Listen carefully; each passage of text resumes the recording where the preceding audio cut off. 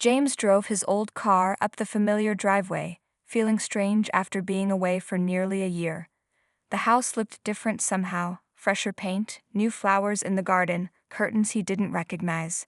College had kept him busy, too busy to visit home during breaks, and now he wondered what else had changed. His father had mentioned getting remarried in their brief phone calls, but James hadn't expected it to transform the place he grew up in. He grabbed his bags from the back seat and walked to the front door, hesitating before knocking on what used to be his own home. The door swung open. James froze, his hand still raised to knock. The woman who stood there wasn't what he had imagined when his father said, "new wife." She was young, maybe early 30s, with warm brown eyes and a hesitant smile. Her hair fell in soft waves around her shoulders, and she wore simple jeans and a light blue top that made her look more like an older sister than his father's wife. "You must be James," she said, her voice gentle. "I'm Lisa. Your father has told me so much about you." James nodded, unable to find words as he stepped inside. The interior of the house had changed too. Brighter colors, new furniture, small touches that made it feel like a real home again, not the empty shell it had become after his mother died. "Where's my dad?" he finally managed to ask. "Working late at the office. Some big client meeting." Lisa led him to the kitchen, which smelled of freshly baked cookies. "He should be home in a couple hours.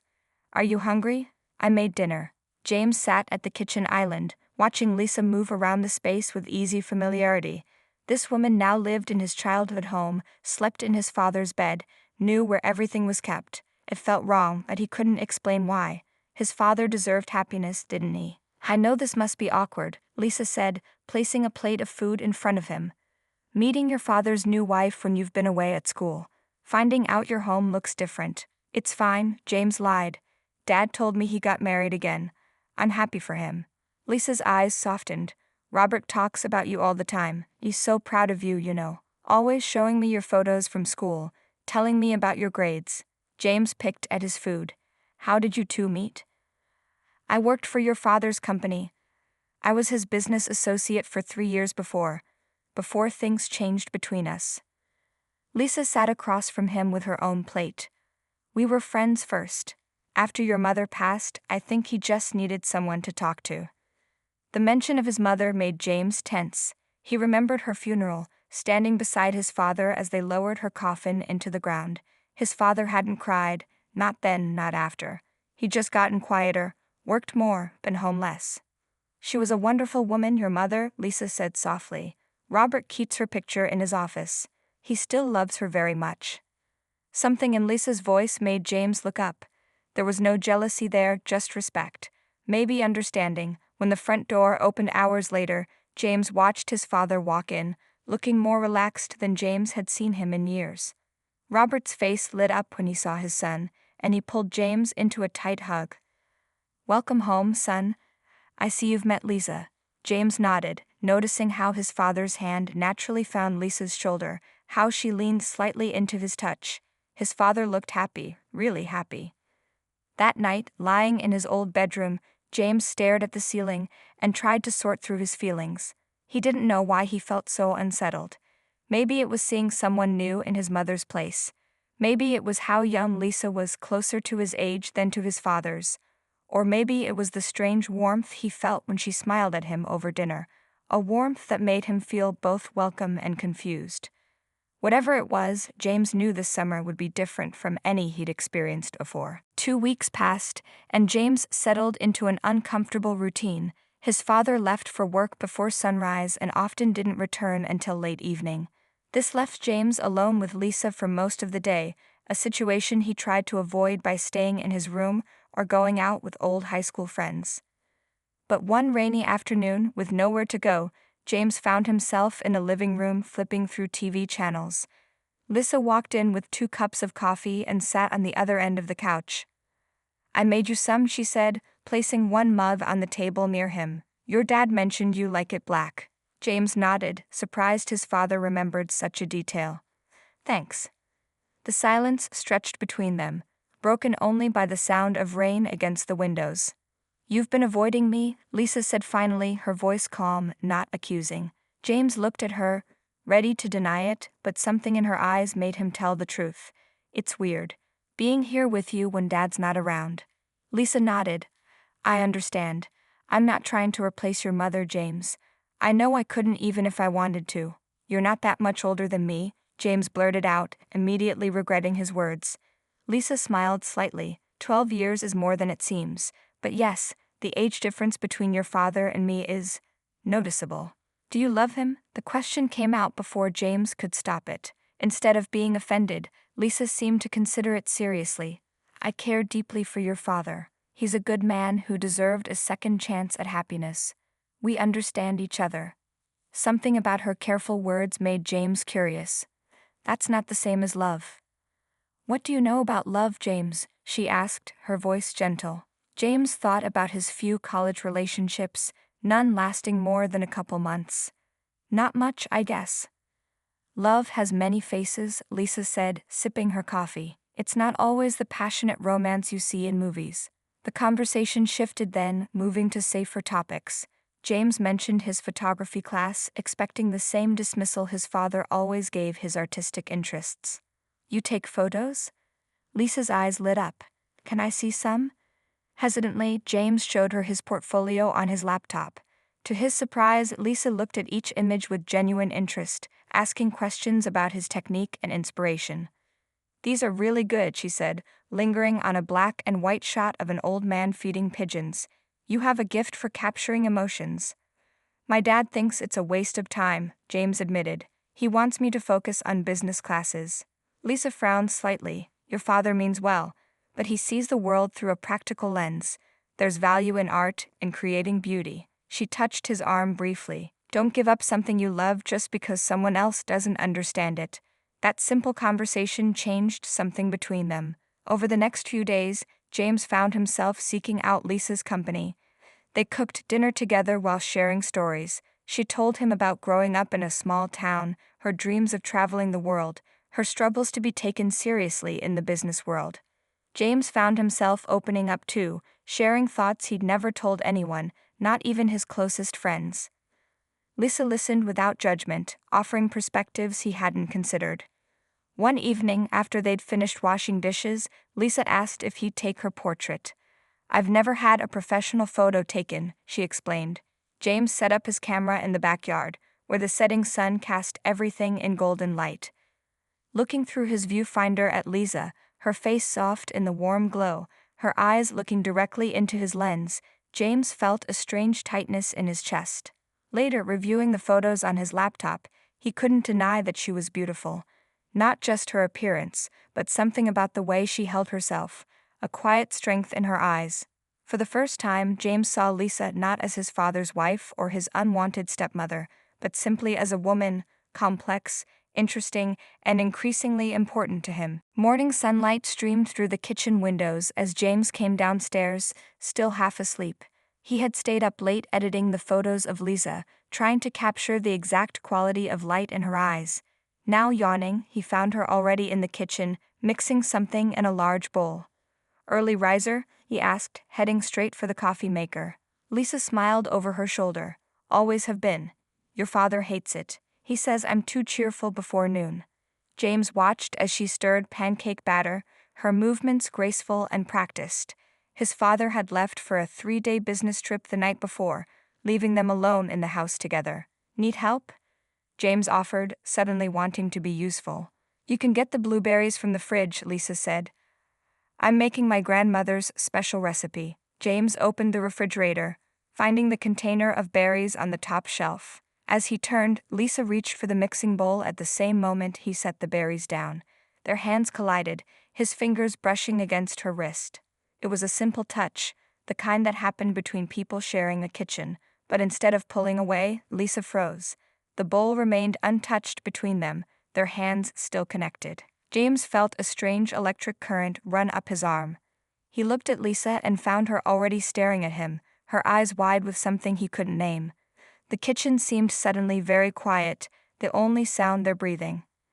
I've never met anyone who understands me like you do, Lisa whispered, the words hanging in the air between them. James couldn't look away from her face. The morning light made her skin glow, highlighting the light freckles across her nose he'd never noticed before. Time seemed to stretch, seconds feeling like minutes. What do you mean? He finally asked, his voice low. Lisa's eyes searched his face. These past weeks talking with you, you see me. Not as your father's wife or some younger woman who doesn't belong here. Just me. Her fingers moved slightly against his, not pulling away. No one's ever really seen me before. The moment held them both, suspended in possibility. James felt himself leaning forward slightly, drawn by something he didn't understand and couldn't resist. The loud buzz of Lisa's phone on the counter shattered the moment. They jumped apart, both looking anywhere but at each other.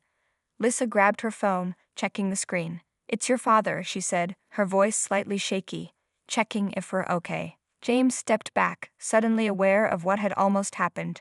The weight of it hit him. This was his father's wife. Whatever he had just felt was wrong, impossible, a betrayal of the worst kind. "I should go for a run," he said quickly, needing to escape the kitchen and the lingering tension. Lisa nodded, already typing a response to his father. "Breakfast will be ready when you get back." James changed and left the house, running faster than usual, as if trying to outpace his thoughts. The morning air filled his lungs, clearing his head somewhat. What had happened in the kitchen? What would have happened if his father hadn't called? When he returned an hour later, sweaty and breathless, Lisa was sitting at the dining table with a stack of work papers. She looked up briefly when he entered. "There's pancakes keeping warm in the oven," she said, her voice carefully neutral. "I need to finish these reports for your father."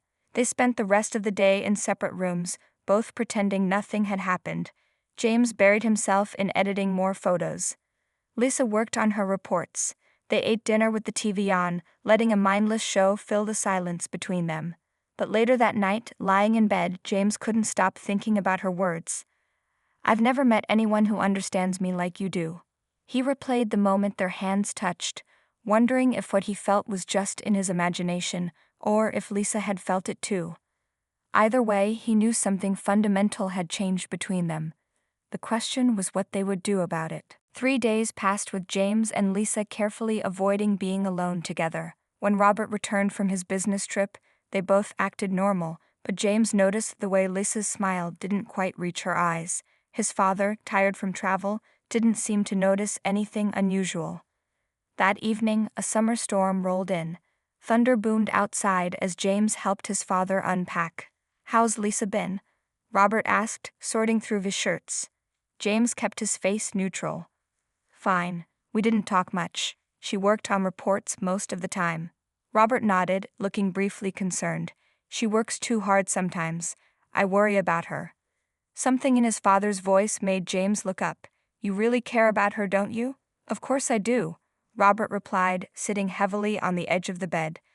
"Lisa came into my life when I thought I'd be alone forever. After your mother died," he paused, running a hand through his graying hair.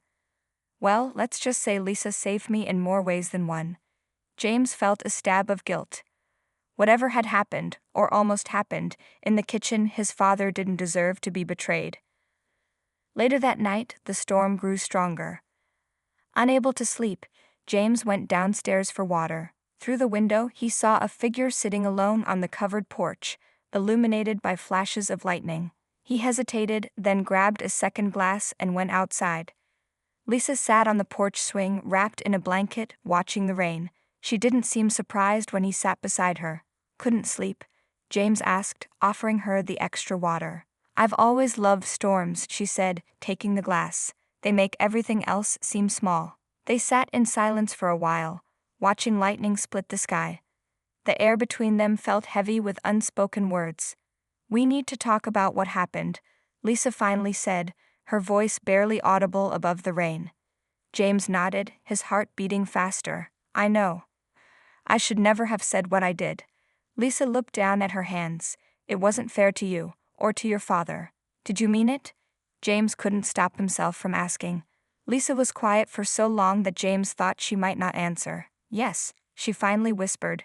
"That's what makes this so difficult." She turned to face him fully, her features serious in the dim light.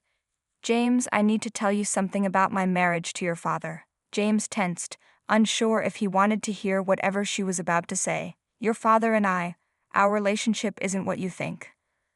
Lisa pulled the blanket tighter around her shoulders. We cared deeply for each other, but it's not a traditional marriage. We married because we both needed something the other could provide." "What do you mean?" James asked, confused. Robert needed someone to help run his business, someone he could trust. And I needed financial security after my company collapsed. Lisa's voice was steady now. "We're partners, friends even. But there has never been romantic love between us." James stared at her, trying to process this information. "Does my dad know how you feel about us?" Lisa shook her head quickly. "There is no us, James. There can't be. I respect your father too much to betray his trust." She stood up, leaving the blanket behind. "What I feel doesn't matter. What matters is the commitment I made." She moved to the door, then paused, looking back at him. "Your father is a good man who gave me a second chance when I had nothing. I won't forget that, and neither should you." Lisa went inside, leaving James alone with the storm and his thoughts.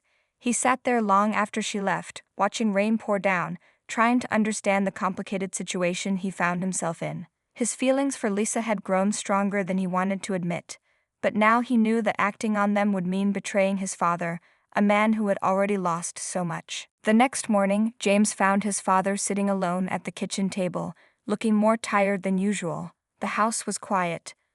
Lisa had left early for a business meeting. "Dad, are you okay?" James asked, pouring himself coffee. Robert looked up with a weak smile. "Just didn't sleep well. Storms keep me up." But something in his father's appearance worried James. Robert's face seemed paler, thinner than it had been just weeks ago when James first arrived home. As his father reached for his coffee mug, James noticed a slight tremor in his hand. "Dad, when was your last doctor's appointment?" James asked carefully. Robert's expression changed, becoming guarded. "Why do you ask? You don't look well. Have you been sick?" A heavy silence filled the room. Robert placed both hands flat on the table, as if steadying himself. "I was going to tell you soon," he said finally. "I wanted you to get to know Lisa first, to see what kind of person she is." James felt a cold weight settle in his stomach. "Tell me what." "I've been sick for a while now, cancer. The doctors found it last year." Robert spoke calmly, as if discussing the weather. "It's why I rushed the wedding with Lisa. I needed to make sure everything was in order." James sat down heavily, his coffee forgotten. "How bad is it?" "Bad enough." Robert's eyes met his son's. "The treatments aren't working like we hoped. Maybe a year, they say, could be less."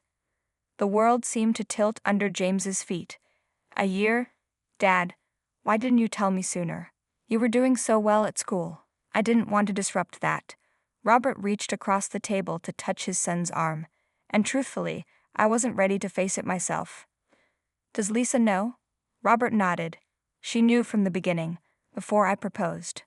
James's mind raced back to what Lisa had told him last night about their arrangement.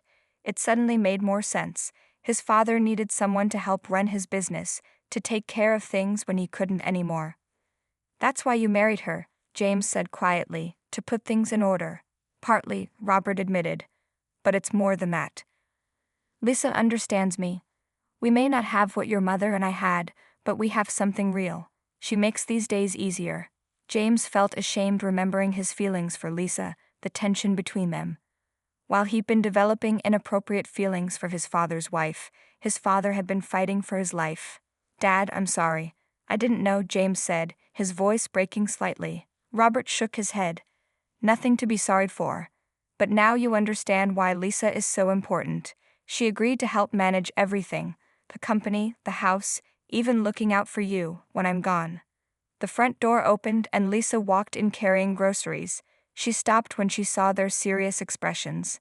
"You told him," she said to Robert, not a question. Robert nodded. He needed to know. Lisa set the bags down and came to stand beside Robert, placing a gentle hand on his shoulder. The gesture was loving but not romantic, the touch of a caretaker, a friend. "I'm going to start lunch," she said quietly, giving them space. As she moved away, Robert caught James's eye. "Lisa has been my rock through all this. Whatever happens, promise me you'll remember how much she's done for our family." James nodded, unable to speak past the lump in his throat. He watched Lisa move around the kitchen, seeing her in a completely new light. Not as his father's young wife or as the woman who made him feel things he shouldn't, but as someone who had chosen to care for his dying father when she could have walked away. His feelings for her didn't vanish, but they were now tangled with respect, gratitude, and a deep sadness for what they all faced together. 2 months passed. Summer heat gave way to early autumn breezes. James had decided to take a semester off from college to spend time with his father. Together with Lisa, they settled into a routine centered around Robert's care. On good days, they sat in the garden, talking about everything and nothing. On bad days, when pain kept Robert bedridden, James and Lisa took turns sitting with him, reading aloud or simply holding his hand. One evening, after helping his father to bed, James found Lisa in the home office surrounded by papers. Dark circles had formed under her eyes. She looked up when he entered, offering a tired smile. "How is he?" she asked. "Sleeping now. The new medication seems to help with the pain." James sat in the chair across from her. "You look exhausted." Lisa rubbed her eyes. "The company merger is more complicated than we expected. Your father built quite a business." "You don't have to do this alone," James said. "I've been thinking. I know enough about the business from summers working there. Let me help." Lisa studied him for a moment. "Your father wants you to finish school. I can take classes online. Right now, this is more important." The next day, they began working together on the business. James was surprised at how naturally they collaborated. Lisa had a sharp mind for strategy, while James found he had inherited his father's talent for client relations. At the hospital for Robert's treatments, the nurses often mistook them for a couple. Neither corrected the assumption. It was easier than explaining their complicated situation. Weeks passed with them working side by side during the day and taking turns caring for Robert at night. The boundaries between them slowly shifted, not crossing lines but acknowledging the deep connection that had formed through their shared purpose. One night, after a particularly difficult day when Robert had been rushed to the hospital with complications, they sat together in the waiting room. Hours ticked by as doctors worked to stabilize him. "I'd keep thinking about what happens after," Lisa whispered, her voice rough from exhaustion. "I promised him I'd keep everything running, that I'd make sure you were okay, but some days it feels impossible." James reached for her hand without thinking. "We'll figure it out together." Their fingers intertwined, holding tight to each other for comfort. It wasn't romantic, yet it wasn't simply friendly either. It was something born of shared grief and mutual respect. "He made me promise something else too," Lisa said, looking at their joined hands. "He made me promise not to let guilt rule my life after he's gone. He said," her voice caught, "he said we both deserve happiness, whatever form that takes." James felt his heart beat faster. What did he mean? Before Lisa could answer, the doctor appeared to tell them Robert was stable and asking for them both. In the dim hospital room, Robert looked smaller than ever against the white sheets. He smiled weakly when they entered, noticing how they moved in sync, how they unconsciously stood close together. "You two," he said softly, "have become quite a team." James felt Lisa tense beside him. "Someone had to keep your business running," she said lightly. Robert's eyes moved between them, seeing more than they realized. "Come here, both of you." They moved to either side of his bed. Robert took each of their hands in his. "Life is too short for regrets," he said, his voice gaining strength. "I've watched you both these past months. The way you work together, the way you care for each other. It's what I hoped would happen." James looked at his father in confusion. "What do you mean?" Robert squeezed their hands. "I mean that when I'm gone, you two shouldn't spend years dancing around what's already happening between you. I didn't bring Lisa into our family just for me." Lisa's eyes filled with tears. "Robert, don't." "It's okay," he whispered. "I've known from the beginning that you two were meant to find each other. I'm just the bridge that made it possible." Robert passed away peacefully on a crisp autumn morning, with James and Lisa holding his hands. His final days had been filled with quiet conversations, shared memories, and the comfort of having his family close. The funeral was small, just as Robert had wanted. Afterwards, the house felt too quiet, too empty. James and Lisa moved around each other carefully, both lost in their own grief, yet aware of the other's presence. Neither mentioned Robert's hospital room confession or what it might mean for them. Winter came, covering the garden where they had spent those precious summer days with Robert.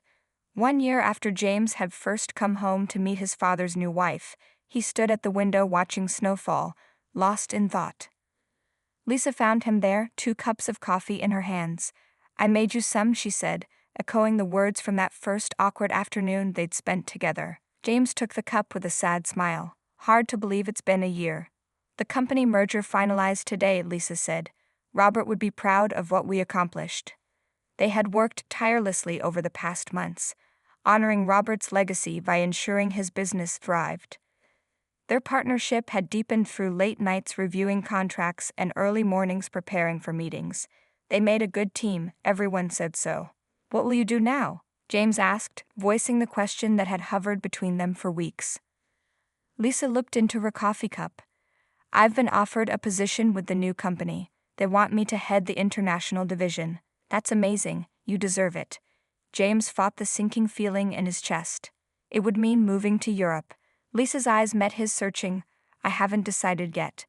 The weight of unsaid words hung in the air. So much had happened in this house, grief, friendship, and feelings neither had allowed themselves to fully acknowledge. James set his cup down. "Can I show you something?" He led her to his father's study, unlocking the desk drawer with the key Robert had given him before he died. Inside was a sealed envelope with both their names written in Robert's handwriting. "He asked me to wait until after everything with the business was settled," James explained, handing it to Lisa. Together they opened it, finding a short letter and 2 plane tickets to Italy, "for when you're both ready to start new memories." Lisa read aloud, her voice trembling slightly. "Don't waste time on guilt or what-ifs. Life is too short for anything but honesty and love. Take these tickets, go somewhere beautiful, and talk about the future. That's all I want for you both."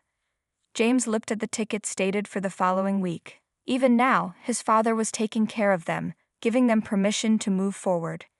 "He knew us better than we knew ourselves," James said softly. Lisa placed the letter carefully on the desk. "I've been thinking about what he said in the hospital, about us finding each other through him." "What are you thinking?" James asked, his heart beating faster. "I'm thinking that moving to Europe alone isn't what I want." Lisa took a deep breath. "But I'm also thinking about what you want, what you need. You're young, James. You have college to finish, a whole life ahead of you." James touched her face gently, the first time he had allowed himself such a gesture. "What I want is to not lose you too. Everything else we can figure out together." Lisa leaned into his touch, her eyes closing briefly. "In another life I would have met you differently, but I can't regret the path that brought us here, even with all the pain." "Neither can I," James whispered.